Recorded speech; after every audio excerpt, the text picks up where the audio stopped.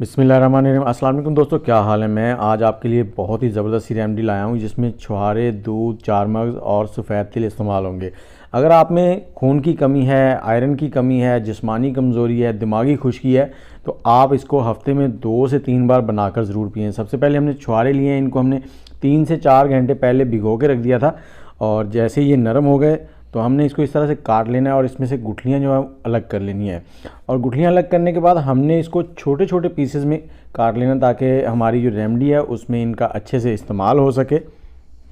और छुहारे जो हैं वो हमारी सेहत के लिए बहुत ही मुफीद हैं, बहुत ज़बरदस्त, और इनमें काफ़ी ताकत होती है, प्रोटीन होती है बहुत ज़्यादा मिकदार में।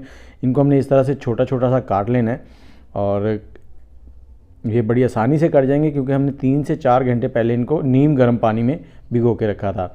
और इसके साथ ही अगर आप चैनल पे नए हैं तो चैनल को एक बार सब्सक्राइब ज़रूर कर दें और बेल का आइकन दबा लें ताकि मेरा और आपका राब्ता रोज़ बना रहे।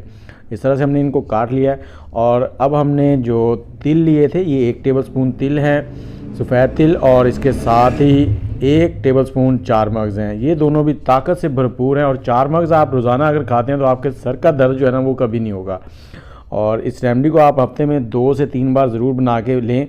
अब हमने आधा किलो दूध लिया है और इसको चूल्हे पर रख दिया। जैसे ही दूध में एक उबाल आ जाएगा उसके बाद हम इसमें छुहारे जो हमने काटे थे बारीक वो डाल देंगे इसमें।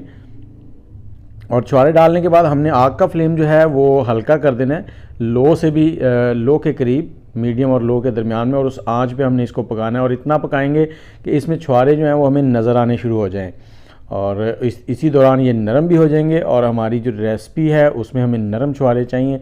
और इसके साथ ही अगर आपको बताना चाहता हूँ कि अगर आप बुढ़ापे में हैं तो भी इसे इस्तेमाल करें, आपकी जो थकावट हो जाती है वो सारी ख़त्म हो जाएगी।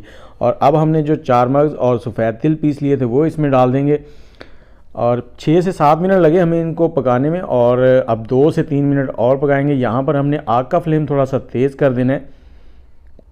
और ये देखें, जैसे ही ये गाढ़ा होना शुरू हो जाएगा इस तरह से, तो हम इसे उतार लेंगे, चूल्हा बंद कर देंगे और इसको थोड़ा सा ठंडा करके फिर हमने इस्तेमाल करना है। और इसी दौरान हमने इसमें चम्मच हिलाते रहना है। चीनी, मैं आपको बताता चलूँ, हमने इसमें शुगर या चीनी या गुड़ वगैरह नहीं डाला, हमने इसमें शहद का इस्तेमाल करना है। तो अब इसको निकालते हैं, डिश आउट करते हैं। और आपने इसको नीम गर्म इस्तेमाल करना है, गरम गरम नहीं, नीम गर्म इस्तेमाल करना। और अगर आप बुढ़ापे में हैं और इनको छुहारों को चबा नहीं सकते तो इनको भी आप ग्राइंड कर लें। और मीठे के तौर पर इसमें थोड़ा सा शहद लेंगे, वो डालेंगे। शहद सेहत के लिए वैसे भी बहुत ही मुफीद है।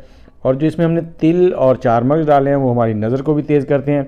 तो इसको आप इस तरह से इस्तेमाल करें, शाम को सोते वक्त, सोने से पहले इसको लें और नींद भी अच्छी हो जाएगी। मुझे इजाज़त दें, अल्लाह हाफिज़।